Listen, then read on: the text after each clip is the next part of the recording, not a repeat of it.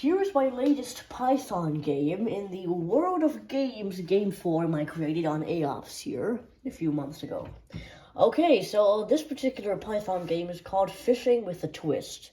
And basically what it is, it's a game where you type fish to get a certain type of fish, which gets you WB, World Bucks, which is the fictional currency in World of Games. And I've created a Python code here that basically has a huge array, a huge list of all the different types of fish that are available for you to receive through this game. So whenever you type fish, you run the code, and the code will pick a random fish from this list and print it out here. And it says you get a certain amount of WB, like for example, you get 1 cod. And there are the number of certain items in here dictate how rare each fish is. And we basically have a random choice operator down here at the end.